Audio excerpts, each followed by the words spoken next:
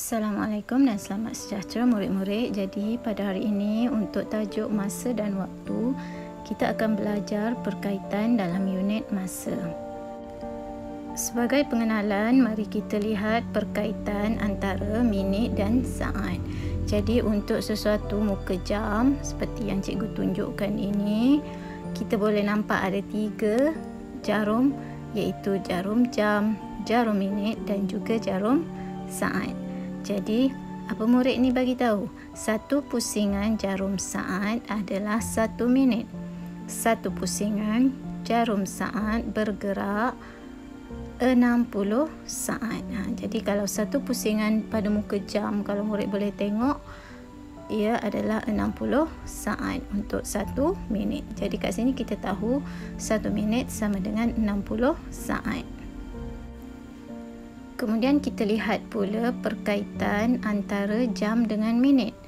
Seperti perkaitan antara minit dengan saat tadi, jam dengan minit juga, jarum minit bergerak satu pusingan lengkap 60 minit. Jadi untuk muka jam ni, tak kira lah ia melibatkan jam dengan minit ataupun minit dengan saat. Satu pusingan jam itu mewakili 60. Kalau ni, dia bagi tahu jarum jam bergerak dari pukul 3 hingga pukul 4, ia ialah 1 jam.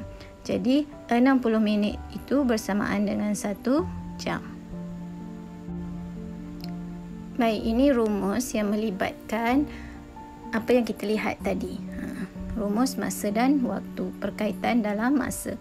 Jam nak pergi kepada minit dan juga minit nak pergi kepada saat. Jadi kita tengok di sini, kalau jam nak pergi kepada minit tadi, 1 jam sama dengan 60 minit.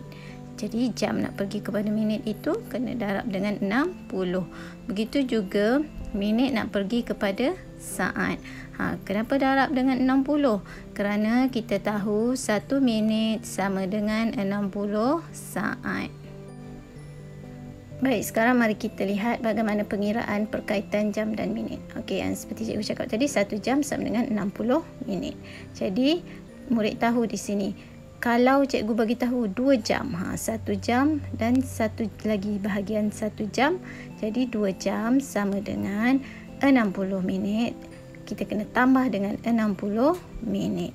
Jadi bagaimana nak mendapatkan jawapan? Kita boleh tambah berulang, iaitu 60 tambah 60.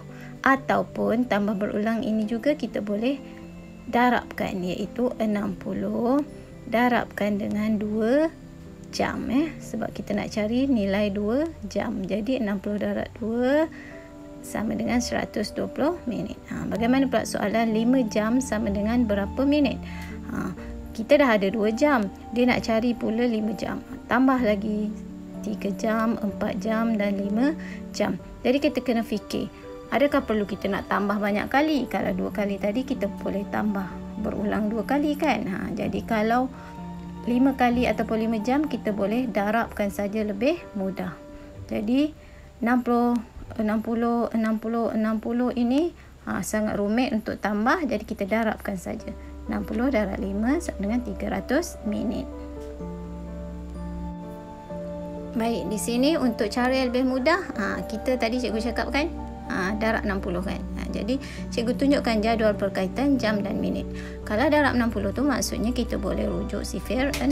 1 jam 60 minit, 2 jam sama dengan 120 minit, 3 jam sama dengan 180 minit, 4 jam sama dengan 240 minit, sehinggalah 12 jam sama dengan 720 minit. Jadi bagaimana kita nak dapat semua ni? Kita boleh gunakan sifir 6 kerana jam nak pergi minit itu darab dengan 60. 1 jam sama dengan 60 minit. Apa maksud sifir 6 tu? Murid boleh rujuk di belakang buku. Sifir 6 tu kita jadikan untuk darab sifir 60. Kita jadikan sifir 6 tu sifir 60. Maksudnya apa? Maksudnya bila kita darab dengan 60, untuk semua jawapan sifir 6 tu yang murid tengok tu, kita tambah je sifar di bahagian belakang ataupun di bahagian kanan itu. Contoh 1 darab 6, 6. Tapi kalau 1 darab 60, 60. Dia tambah sifar di bahagian belakang. Jadi lebih mudah untuk kita tengok perkaitan antara jam dan minit. Jadi kita dapatlah tu 1 jam sama dengan 60 minit dan seterusnya. Baik, begitu juga kalau kita tengok jadual perkaitan minit dan saat. Macam mana kita nak tahu 1 minit sama dengan 60 saat? Tapi nanti kita nak tengok berapa 4 minit, 5 minit, 6 minit sama dengan berapa saat. Jadinya sama juga kita gunakan sifir 6 di belakang buku sifir kita itu, tetapi kita jadikan ia sifir 60 supaya kita tahu perkaitan antara minit dan saat. Bagaimana nak jadi sifir 60? Kita tambahkan saja sifar di belakang seperti cikgu bagi tahu tadi. Murid rujuk sifir 6 di belakang buku, murid tambah je sifar di belakang setiap jawapan, jadinya dapat sifir 60. Okey, mari kita tengok contoh soalan. Ni contoh soalan macam dalam buku aktiviti kejap lagi nak buat. 5 minit sama dengan berapa saat? Kita tahu tadi kita kena rujuk sifir 6. Kenapa? Kerana kita tahu minit nak pergi saat itu kena darab dengan 60. Okey, murid pun rujuklah sifir 6 di belakang buku murid. Okey, jadikan terus sifir 60, tambahkan sahaja sifar. Okey, soalan tanya 5 minit. Mana 5? So, 5 darab 60. Nampak di situ cikgu tunjuk 5 darab 60, jadi dapat 300. Dekat buku, 5 darab 6, 30 kan?